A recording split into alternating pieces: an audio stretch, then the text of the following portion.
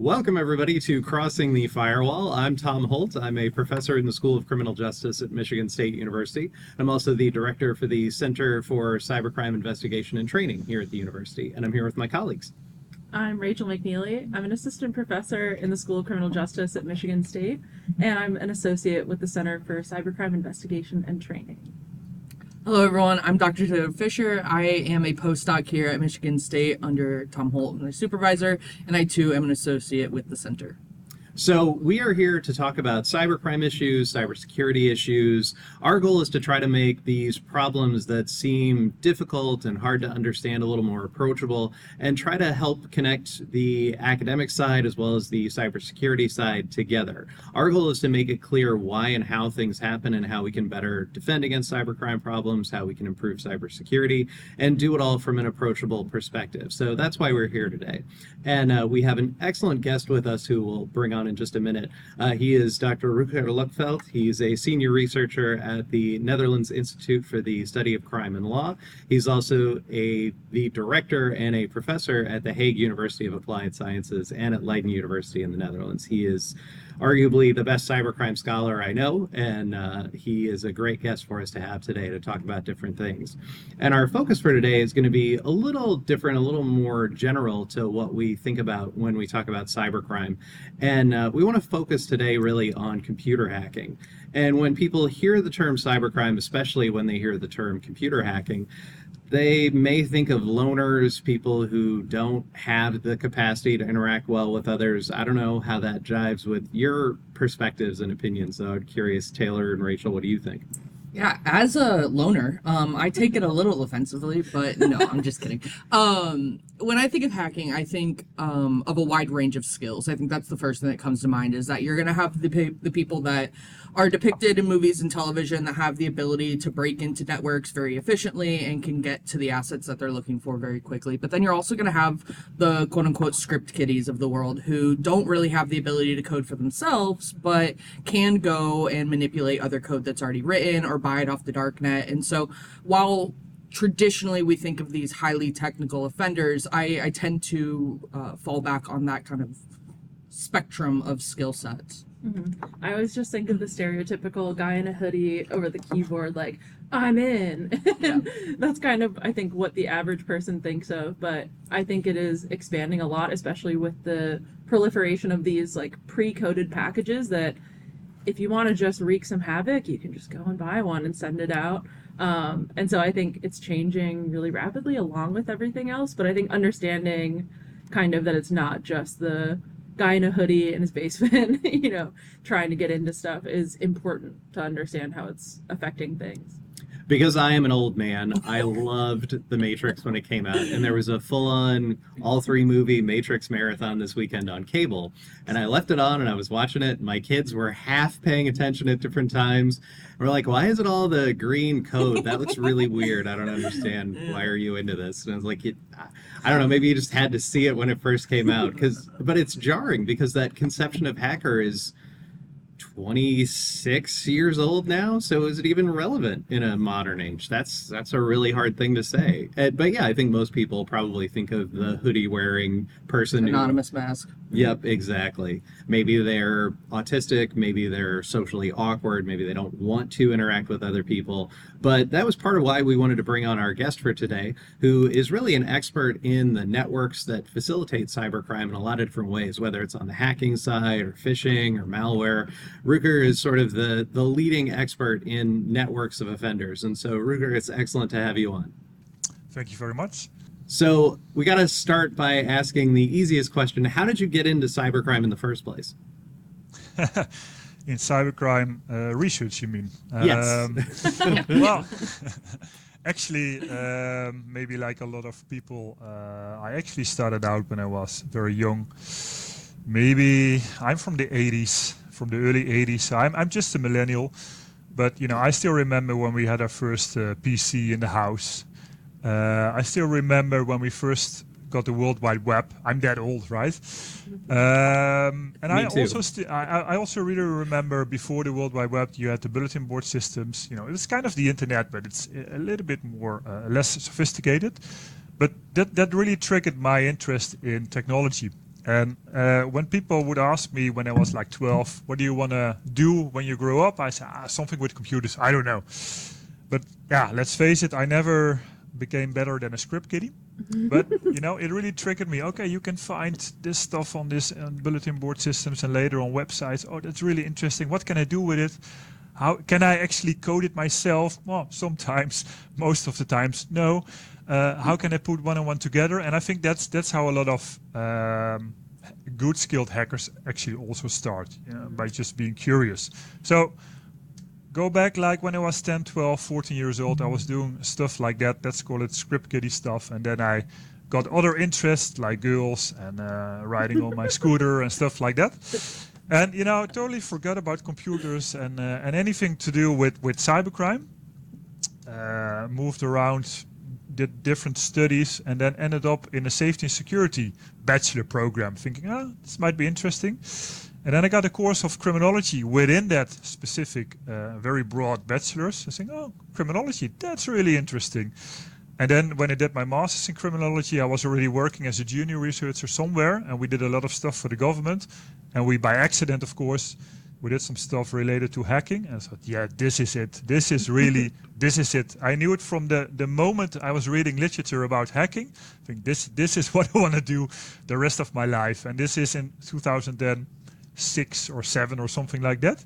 So, of course, Tom Holt was already publishing, maybe a couple of other people. But let's face it, there were almost no criminologists doing something related to hacking, to fraud on the internet and stuff like that. It was mostly technical people and some lawyers, because you know the legal people do whatever they can do.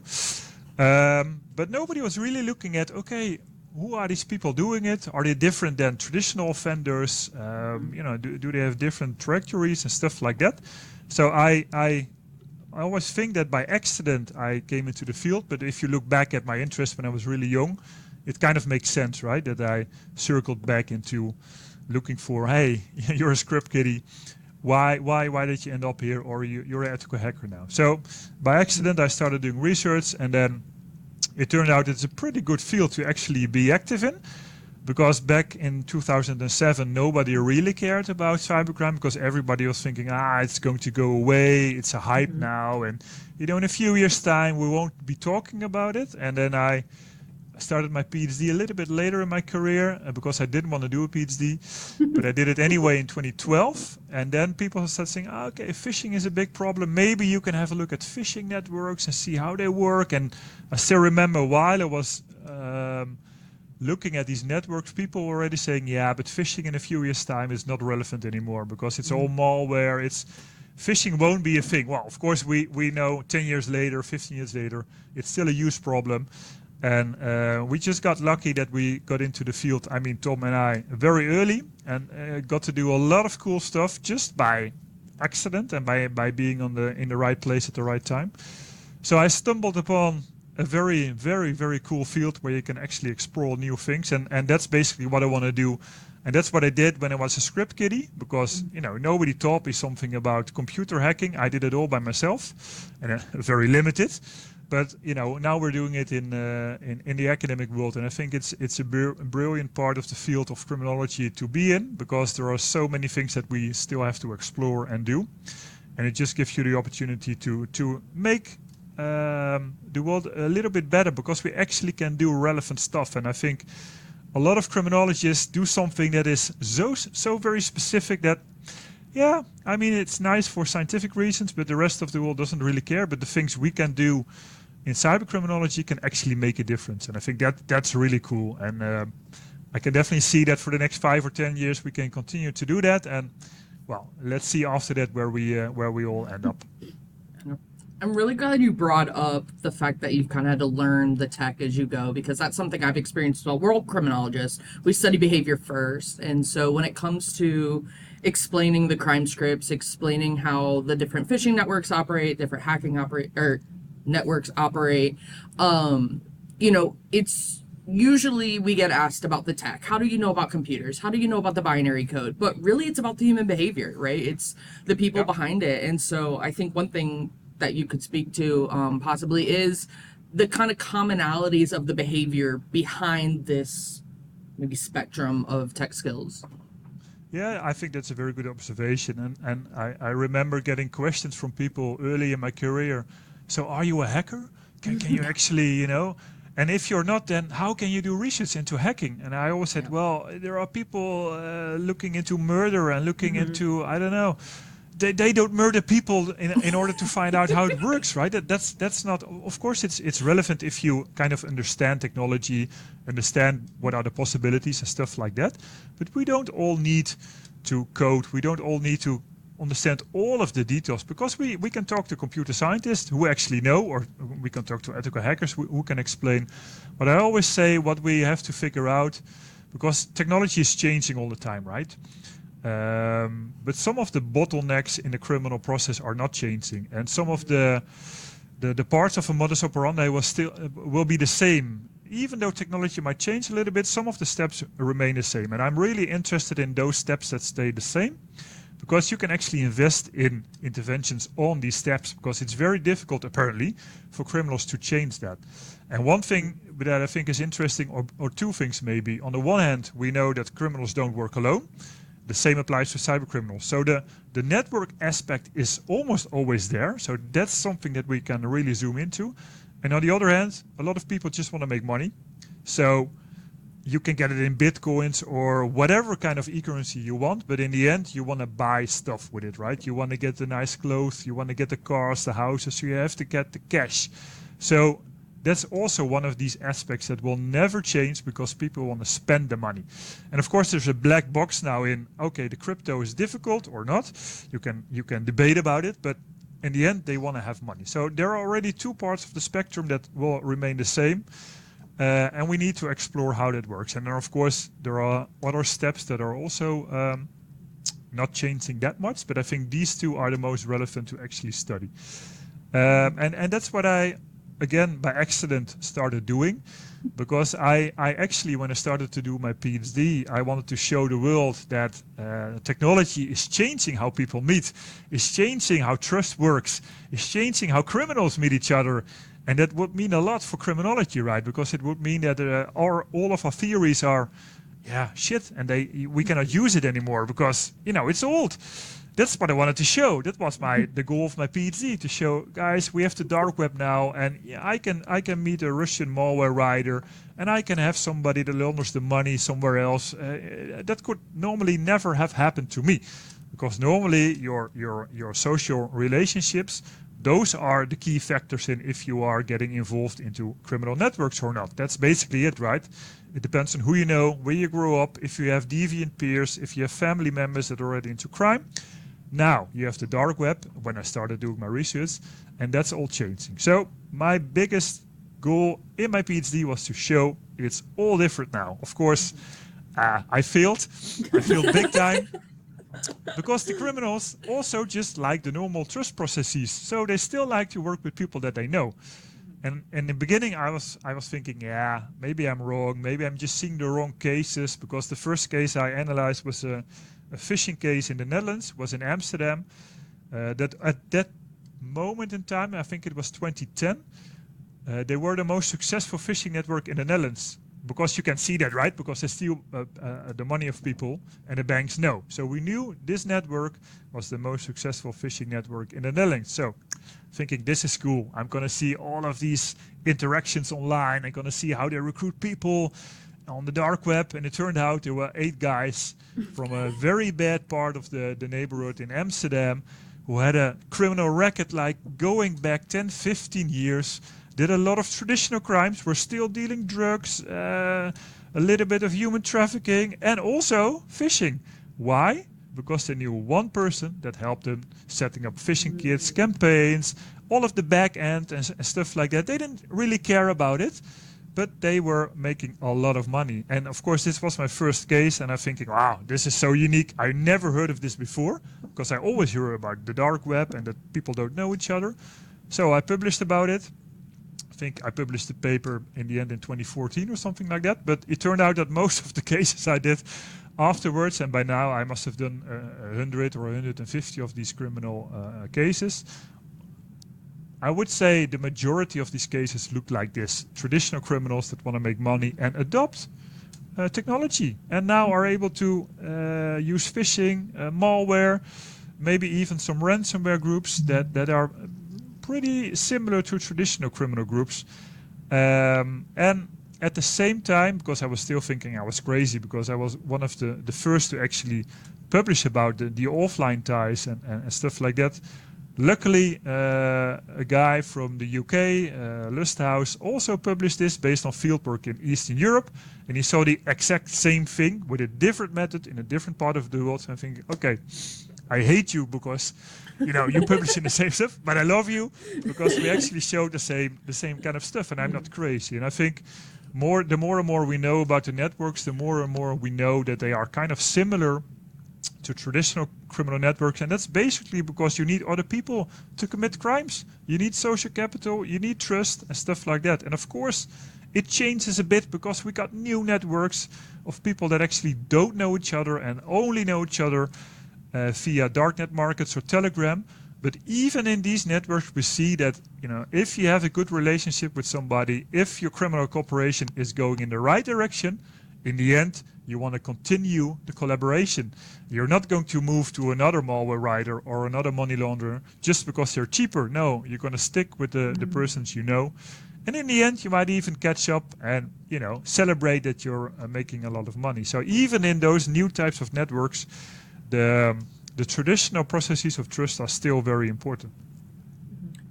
So given you find the same things over and over again, regardless of what offense type really you're looking at, what do people usually say, whether it's on the policy side or on the law enforcement side? Is there any surprise when you talk about the consistency that's there? Yeah, there is, especially in the early days, because every case I did, they thought that they had a unique case.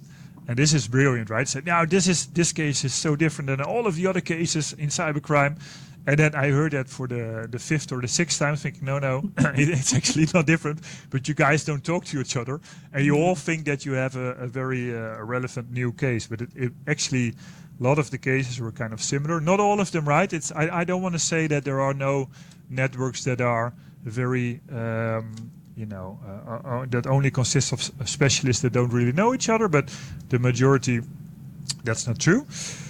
And no, so we're now going back again to 2010, 2015. People were still saying, yeah, but it will change because technology and the dark web and stuff like that. But I think we see more and more of we call it hybrid kind of networks, where you can see the intertwinement of traditional networks, street crime, organized crime, and some cyber criminals, some hackers, some malware writers that actually now people find, oh yeah, it makes sense.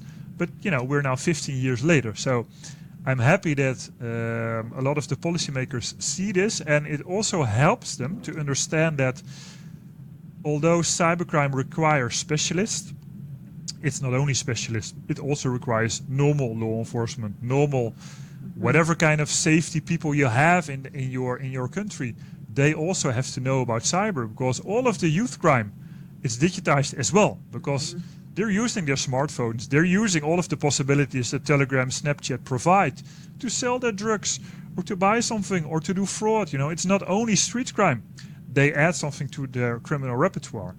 And that applies to street crime, to organized crime, and to the new offenders that we also have to deal with. I think that's something that, as I've moved into researching this, you read papers published in the early 2010s, and it's the same problems that we're still seeing. And it's kind of this, they identify cyber as something completely separate. And when we talk to law enforcement, they're the guys who deal with it, and the rest of them are like, no, that's not my space, that's not in my purview. So how do we convince people that cyber is integrated enough that it's worth looking at and dealing with? Yeah, very, very relevant question. I always try to show, I give a lot of presentations for police. Yesterday evening, I was at an event with a lot of policymakers and stuff like that.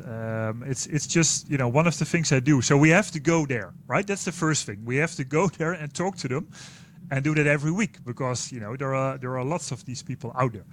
And what I always show them is how these networks actually operate. And then I show them that you have to act like the criminals, because the criminals don't think, oh, I'm specialized in cybercrime now, so I'm not going to do the other stuff, right? Or the other way around. They don't care. They want to make money. And you, as a law enforcement officer, you should want to make the world safer, whatever you want to do. But that just requires that you tackle the traditional criminals, but also those that also use technology, and also the specialists. Well, while I say this, I also always say you do need cybercrime teams, because we do have some new networks. We do have very international operating criminals. They require a different approach. So yes, you need your national team high-tech crimes, or whatever you call them in your country, because they need to collaborate on a day-to-day basis with the teams in Australia, in the UK, in the US, Canada. That's different compared to the traditional approach we have. So yes, we need them.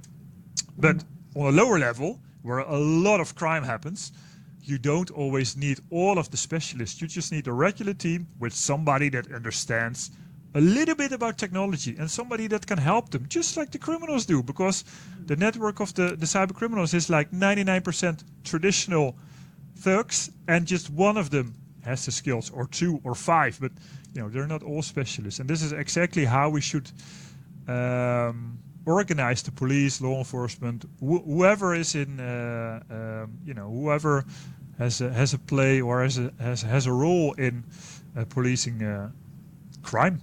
Mm-hmm. So this is a less theoretical question, but I wanted to ask you, you've done a lot of collaboration with law enforcement. What do you think is the best thing to come of it in the Netherlands? And do you think we could replicate something like it in the US or other countries? Yeah, I think the best thing we showed is the two things. First, we show them that they have a lot of stuff. They have a lot of data. And they think they know their data, but they don't.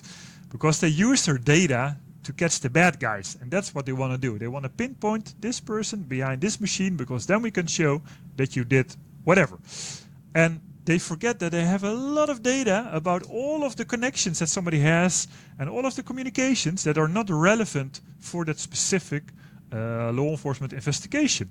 So the first thing that I showed the police in the Netherlands, and it's not me, it's our tradition that we have done in academia since the 1990s, that we, as scholars with a lot of time, well, with some time, to actually, we can get more out of the data than they can get out of the data for themselves, and it's for free. We don't need money for it. It helps, because then we can get more people in, but it's basically for free, so you give them something. That requires a lot of talking. What do you actually want to get out of it? And so you have to make sure that you have mutual goals and stuff like that. But I think that really helps. So we can show them that we can actually do more with the data, just because a time issue, than they can do themselves. And I think that's really relevant for them to know. And the other thing is that police is often scared that if we would evaluate one of their interventions, that it turns out that it doesn't work, right? That's kind of what we hear. Well, but what if it doesn't work? We don't want a bad press. We don't. Well, then I always say, but you want it to work, right? So you have to understand what works, what doesn't work, and then tweak it, make it better. So I'm not going to go to the newspaper saying, hey, the police is doing something that doesn't work. I do want to publish about it. I want to share it with the rest of the world, but use that to get more money to improve your intervention. Because in the end, that is what they want to do. But they have to gather the long-term vision of, we're doing a project now. They always, I'm of course exaggerating here, but the police wants something to work now. And if it doesn't work, then they feel like it's a loss. Well, the problem doesn't go away. Cybercrime is here today, tomorrow, next year, in 10 years. So better invest in something that works. So that's also something, just by doing, we show them, first of all, we're not going to delay you, because that's also something they think, well, if you scholars work with us, it's going to take a lot of time to wait for you. That's actually not true. And the second thing is they can actually use what we figure out about the interventions and use it to improve it, to get more budget. That's basically what they also want, right? So if you can make sure that they trust you and start small like we did, and then do it bigger and better, that's really really helpful. One of the things I'm always amazed at is not just the collaborations you have with law enforcement, but the things that you're able to do with industry. So, can you talk just a little bit about what your experience has been like, whether working with industry in terms of doing research on their victimization experiences or working with industry to build experiments, any of your experiences there? Oh, I actually have to say that our experience with let's say private companies, it's much more difficult compared to police and whatever, unless they have a very clear goal of, hey, we build this thing, can you test it for us? So we can actually advertise with it, and that's not something we do. On the one hand, we did a lot of research on companies to make sure that we can understand how often do they become a victim, how can we actually help them to become more resilient. So this is something we do, and we work with branch organizations, so they represent a lot of companies. So that's actually something we do, but in the end that helps them, right? It helps them to prevent damage and stuff like that. When you talk about the interventions we've done with law enforcement, we use platforms. I'm not going to name them. You can look them up in our papers. But we use those platforms that are in the hands of private parties. But they actually don't want to collaborate with us. I have, in one particular experiment, I reached out to one of their officers to say, hey, this is what we want to do. We're replicating some of the advertisements that criminals use. We want to get a better understanding of what's going on your platform, and we actually want to send a positive message in, hey, don't do this, it's you're being abused by criminals. And this person actually told me, well, we're not going to collaborate, and by the way, if you're going to do this, for sure you will get banned, because this is against our policy, right? I said, okay, well, I think there's a lot of criminal stuff going on your platform, so I don't understand why you don't want to collaborate, but fine, we're going to do it anyways. We're Dutch, we can say that. And so we did, and we got kicked out. It was true. And then we figured out, just like criminals do, okay, how can I tweak it so we don't get kicked out, right? And then we reached like tens of thousands of users in the Netherlands alone on these platforms. So we actually don't really collaborate that well with these private organizations. I wish we had a better relationship, but it's really difficult as far as I get it. So yeah, I think that's something we can improve in the future. But on the other hand, as I mentioned before, we did work a lot with companies to make sure that we get a better understanding of how often do companies fall victim to certain cybercrimes, what are the damages. Because I don't know the situation in the US, but like 5 years ago in the Netherlands, we did not have a clue about how many organizations fell victim to cyber attacks. We have some information from cyber security companies. Yeah, I don't trust them because they don't have a method section, so I cannot really check what they're doing. I'm sure that there's a big problem. They're right, but I don't really know if what they're saying is right. So we started doing that ourselves, and it turned out we have a huge problem. So it's very good that we actually invest in cybersecurity and stuff like that. But yeah, it's a difficult part of society to study, because organizations do want to be cyber secure, but they have bigger problems. They also just, they're entrepreneurs, so they got a business to run. So, help me, that's okay, but, I don't want to do research. I don't want to, do something with experiments. It's really difficult to actually get them to collaborate. But you just have to use the ones that actually want to or have a bigger budget and stuff like that, and then teach it to all of the other ones. When you're looking at these offender networks, kind of going back to our conversation earlier, do they tend to specialize like in phishing or malware dissemination, or are these groups just kind of doing whatever they can to get money? What I thought what we would see is highly specialized networks. That's what I assumed we would get when I started to do my PhD and all of the studies after that. What we actually saw was what we call all-rounders. So they just do, they do phishing, they try malware, Doesn't work, they try something else. They keep doing the phishing because it brings in the money. Then something else, another fraud scheme pops up. They do that. So I would say that you have both of them. And of course, there are highly specialized networks. I think you actually mostly have highly specialized facilitators. So the groups or the persons that are writing the ransomware, they're highly specialized. The groups or the persons that are writing the banking malware, they are highly specialized, but they facilitate a very specific crime or part of the crime script. But the groups that actually use it are usually far more, they want to make money quick. And they do whatever it takes, right? And whatever is in the means. So again, they're the social capital. So the skills, the knowledge, the contacts that you have within the group actually make sure that you are an all-rounder, or that you are doing a couple of crimes, or that you're specialized because you don't have any other skills. Because again, in the end, it's really about, I want to make money, and if you give me a good opportunity to sell drugs, I'll do it. If you give me a good opportunity to also do phishing, I add it to my repertoire.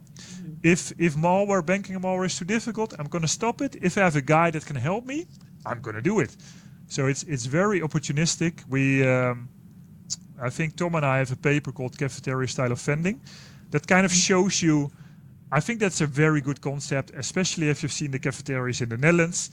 It's a wall with snacks where you can just, if it's late at night, the thing is always open. So if you're hungry, put in a euro or a couple of euros by nowadays, and just take whatever you want. That's kind of how a lot of these criminals operate. So there's an opportunity, the snack wall, I got some money or a brick, whatever. I'm going to take this today, I'm going to take that tomorrow. That's basically how a lot of them operate. Mm-hmm. Very opportunistic, not a business model. I think it's interesting you mentioned that, because a conversation that keeps popping up is, like, in traditional crimes, we understand that, okay, somebody has a better security system. I need to adapt to that security system so I can burglarize that house. We don't really think of that when it comes to computer networks, and how everyone's network is different. Everyone has different securities on it. And so if you could speak to a little bit about how that generalization kind of benefits them in terms of getting to a wider network of victims, because they are able to adapt to different settings and they are able to adapt to different victims. It might be that a phishing scam that is related to textbooks for a college student may not be effective for a 50-year-old who's never been to college, right? So we have these different kind of victim groups. How does that generalization kind of benefit the network in terms of finding a wider net of victims? Yeah, very, very cool question. I go back to my PhD. A couple of the Dutch banks paid for the PhD because phishing was a big problem then, both like traditional phishing using emails and the banking malware. What they assumed when it came to phishing, that it was the older kind of clients with low-tech skills and stuff like that. What we actually figured out, it was they don't discriminate, the criminals. They just try to get everybody, and they use a lot of different modus operandi to get to everybody. And you're right, some of the modus operandi don't work for a specific group, because I'm a young person, and I don't know, the scam is really something that works for older people. But because of the methods that you can use and the scalability of the attacks, it doesn't really matter if only 1% of the people fall victim to your specific modus operandi, because you can just do it again and again and again. And I think that's one of the most pressing issues in cybercrime, is that the criminals can, with one click on a button, so a really little effort, can keep attacking and keep scanning for vulnerabilities and keep sending out phishing emails, or keep trying to get you to press on the link to get the malware on the machine. And then they use emails, they use SMS, WhatsApp, whatever they can. And that's changing all the time. So for potential victims, all of us, it's very hard to actually identify how you can protect yourself. When I look at my house, it's clear. I got a couple of windows that can open. I need to make sure that they are closed. There need to be a bar behind it, whatever. I got some doors, you need to lock them, it needs to be a double or a triple lock and stuff like that. When it comes to cyber attacks, it's far more complicated and it changes all of the time. And some of them you can control. So you are in control if you click on a link.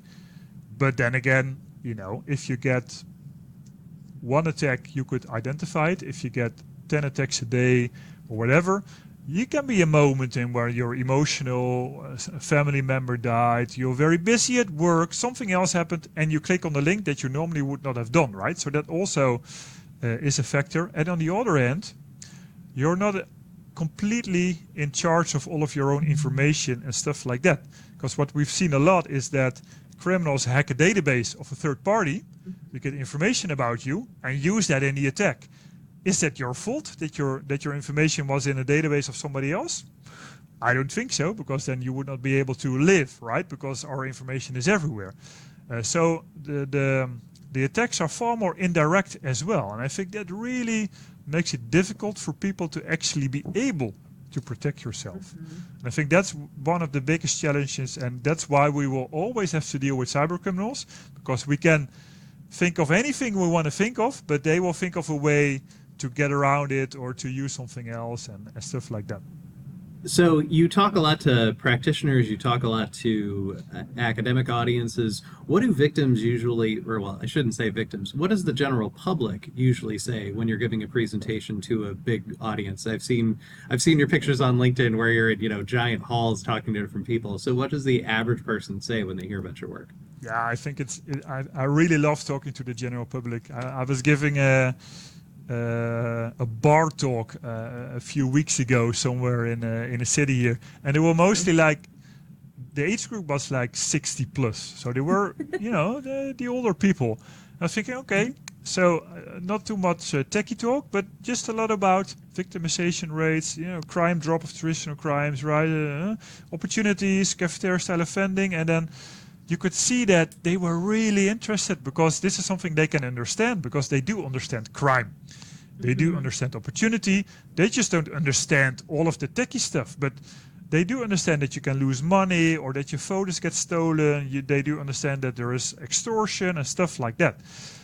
So I think that's really something, what I try to do is to normalize cyber, to make sure to get the cyber out of the cybercrime. And to make sure that people understand that it's just crime. So yes, it's about computers, and yes, you need to make sure that your software is up to date and stuff like that. But for the rest, you're dealing with fraudsters, you're dealing with scammers, with traditional criminals, and I think that's something that they really like, because they understand now that, okay, it can be a Russian hacker that actually is after whatever, my money or something else, but it can also be, I don't know, a traditional criminal network from around the corner, and they get it's not so, it makes it far more clear to them that it's an actual problem, and they get a better understanding. I really love to share that and demystify the picture of a cyber criminal. I just want to say I want to go give a talk in a bar now. That sounds so fun. It's really fun, especially if you get a couple of beers before you start the presentation. But I think that's so important in terms of victimization and people, we talk about self-efficacy, feeling like you can prevent things happening to you. And demystifying, I think, is so important, because it goes from being this kind of unconquerable big thing that's going on that everyone just has to cower in fear of, and shifting it to, you have agency and you have the ability to, at your individual level, kind of protect what you have and maybe prevent lower level things. But then I think these third-party breaches happen, and all of that is wiped away because people lose control in those situations. True. So I wonder how we can kind of come up with a thesis to present to, people who might be victimized that bridges those two realities. Without scaring them. Yeah. Well,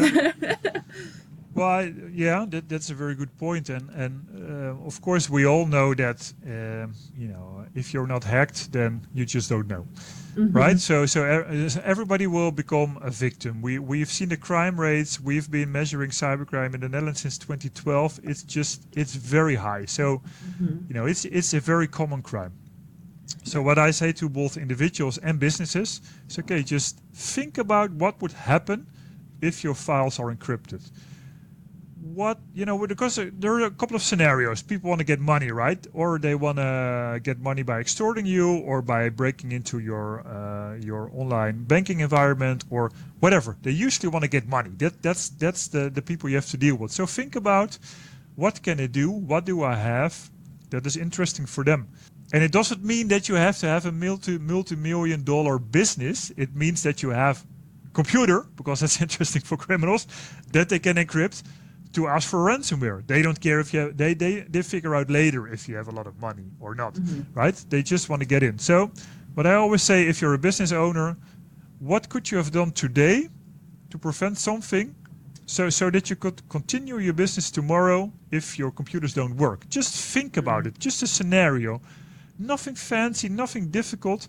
Do you have to have a phone number of your IT person somewhere written down?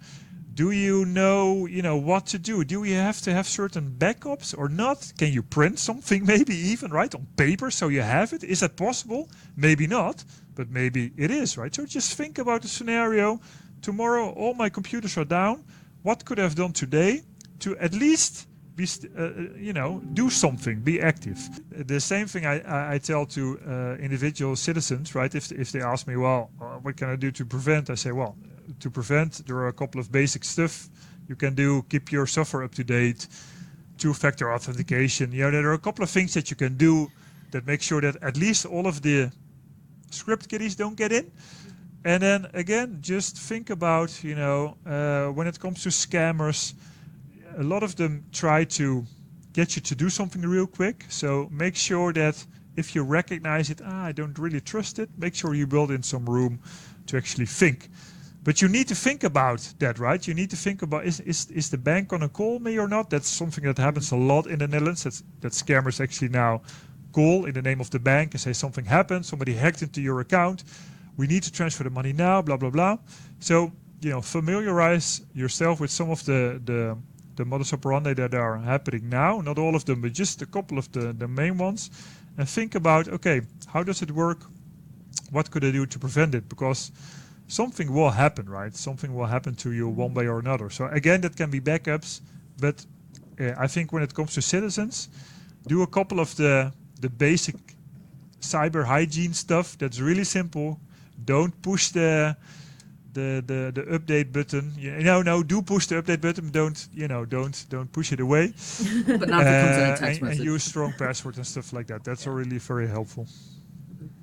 So this has been great, and we appreciate all the time you've given us today. One of the things we always ask people at a high level, what's the one thing you would want people to take away from all your work, whatever you think is the biggest top line message? What would you want people to know? Cyber criminals are just like normal criminals, and we need to start treating them just like that. Mm-hmm. With all of the nuances I put in before, but I think that's one of the key takeaways here. Yeah. I think your line, get cyber out of cybercrime, was phenomenal, because it really is. If you take the tech out of it, it's the same questions we've been asking for years. Yeah. And I think that's a huge thing for us as academics, to be able to go into classrooms and say, you don't need to understand how to hack to understand cybercrime. And that's, from our talk today, I think that's probably my biggest takeaway. And I do want to add, if I may, of course, again, you do have a very specific group within the cyber criminals that might be different, because they are on the spectrum. They might have different risk factors, but it's a very small group.